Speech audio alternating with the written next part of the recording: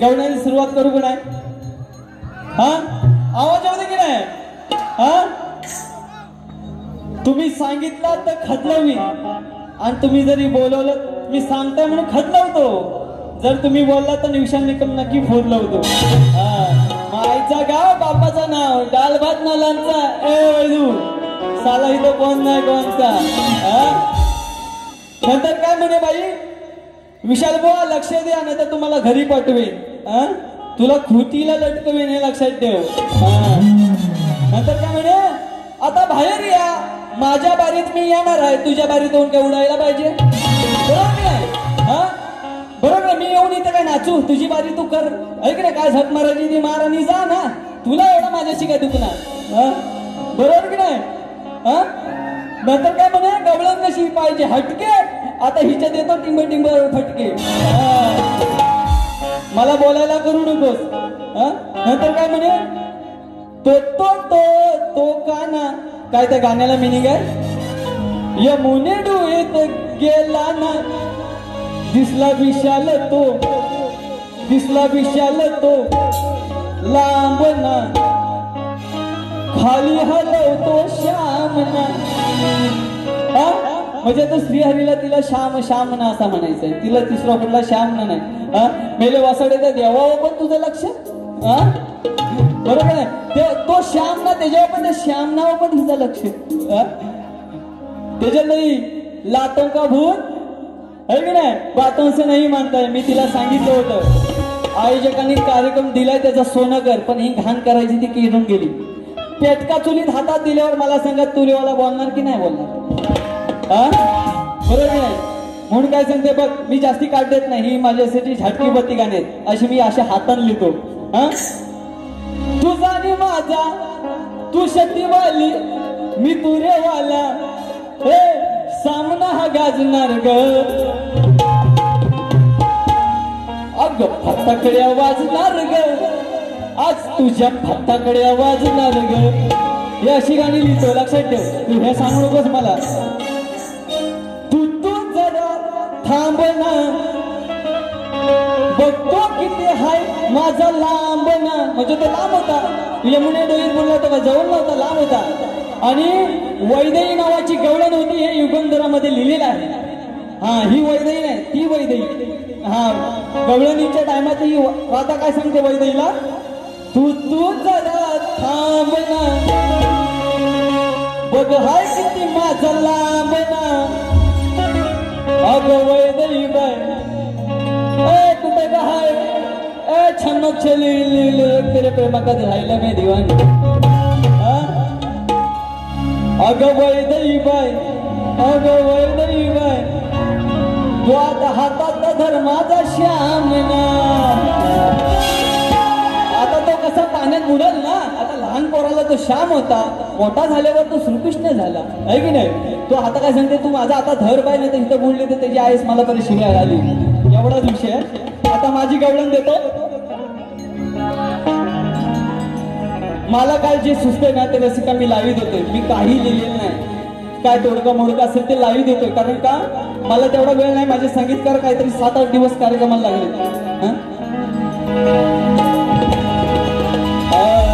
अरे ही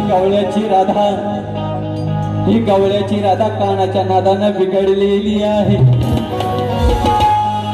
अरे ही गवळ्याची राधा कानाच्या नादानं बिघडलेली आहे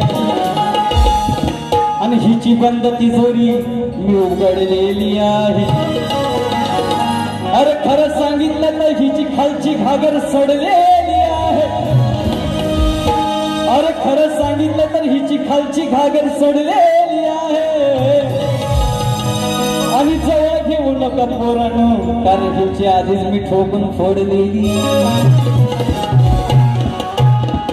ज्यावेळेस पेंड्याची फाटली तेव्हा राधेला मजा लय वाटली आणि जेव्हा सुटल्यावर लंगोटी ते पेंड्याने या राधेच्या हातात दिली या घटी की नक्कीच हिला राबताना त्यावेळेस लाज भारी वाटली आणि कुठली ही वेडी बया बघा गोकुळात पळत सुटली. सर्वांनी मी डबल मिनिंगचा अर्थ माझा व्यवस्थित माय माऊलीने वाटू नये. आपण जसा घरी नवरा बायकोचं भांडण होतं तसंच हा भांडण आहे. इथल्या इथे ऐकायचं आणि विसरून जायचं, नाहीतर म्हणाल निकम बुवा बोलतो म्हणजे काहीतरी पांचड आहे. हे बोलू नका, आम्हाला त्या पद्धती द्यायला लागतात. या सगळ्या माझ्या माय माऊलींसाठी पुन्हा एकदा हात जोडून विनंती करतो. तर माझ्या गवळीचा अर्थ आहे, कुठे गेली ती शेमणी? ए शेमणे. तर ह्या गवळ्याच्या पोरीनं मथुरीच्या बाजाराला जायचं असतो ना, तर काय करतात, त्या सगळ्या आदल्या दिवशी सगळं दही दूध सगळं माल सगळं व्यवस्थित लावून ठेवतात. आणि एका साईडला ओटीवर ही राधा बसलेली असते दही घुसलत. आता वय दही बरोबर की नाही, ही वय दही. आता ते सोडून द्या. आईला अग दे ना ग थोड तुझं हे गोड मुखात लावायला. श्रीकृष्ण मागतो म्हणतो दे ग बाई फिर थोडा दे, लावायला थोडासा तोंडाला. आणि पुढून पाठून फिरत असतो. ती म्हणते असा वाट लावायला पाहिजे. अग दे ना ग थोड तुझं हे गोड मुखात लावायला. फिरे पुढून मागून सांगे हवय देश वाट लावायला. फिरे पुढून मागून सांगे हवय देश वाट लावायला. पुढून मागून हवय सांगे वाट लावायला. पुढून मागून हवय सांगे वाट लावायला. ती विशालवर बोलली ना म्हणून तिला थोडा चुटका दिला है की नाही. तर त्या गवळ्याच्या पोरीने मथुरीच्या बाजूला जायचं असतं. खाली बसा तुम्ही. आता बाईचा जर शेवट करायचा आहे 15 मिनिटं. बाईनं आयोजकांना सांगणार मी पहिली बारी मोठी करणार आहे, दुसरी बारी 15 मिनिटाची असेल. हे पहिले सांगतो, कारण का बाईने 1 तासाची बारी केली. 8:25 चालू केलेली होती बारी. मी व्यवस्थित लक्ष देतो. तर ती काय म्हणे, अरे काना तुला कशाला पाहिजे एवढं दही? तो म्हणतो तू गप्प बस. ते आतली ना दही आहे का लोणी आतली म्हणजे आतल्या खोलीत ठेवलेली असते, ती दाखव. ती म्हणते मला कामं करायचे. ती म्हणते नाही, तुझी कामं तू नंतर झकमारी कर, आधी मला आतली दाखव आणि नंतर तू कर, है की नाही. बघा साहित्य होते बघा. मला नाही कशाची फिकीर ग, नाही फिकीर ग. तुझी आतली घागर आहे ना ती दाखव आणि कर, तुला काय करायचंय तो एवढाच विषय आहे. माझे बघ शब्द कसे असते लक्ष देव. मला नाही कशाची फिकीर ग, नाही फिकीर ग. तुझी दाखव आतली निकर ग, तुझी दाखव आतली आणि कर एवढाच विषय. मला नाही कशाची फिकीर ग, तुझी दाखव आतली निकर ग. दया दुधाने भरल्या घागर ग, नको पाहू प्रेमाचा शिखर ग. ए शमणे भारी दिसते तुझी ती फिगर ग, तुझी फिगर ग. तुझी दाखव आतली निगर ग. मला नाही कशाची फिकीर ग, तुझी दाखव आतली निगर ग.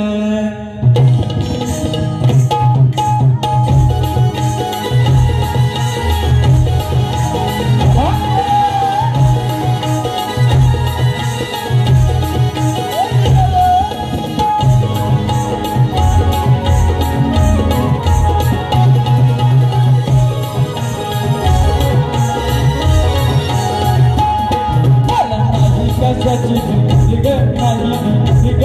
तुझी दाखव आतली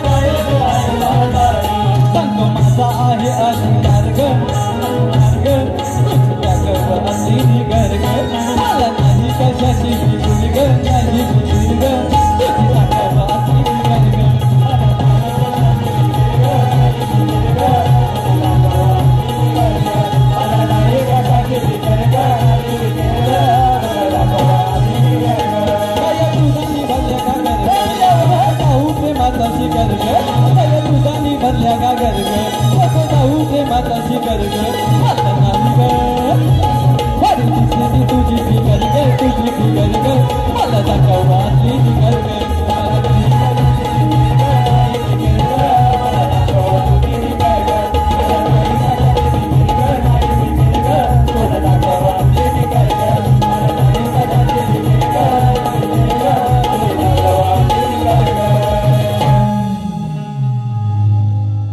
तसंच बाईने माझ्यावरती पद सोडला होता. त्या बाईंना पण माझं सांगणं आहे की तुम्ही लेखी स्वरूपात बाईने दिलेलं नाही, फक्त तोंडी स्वरूपात दिलेलं आहे. हा तर बाईने काय प्रश्न दिला होता?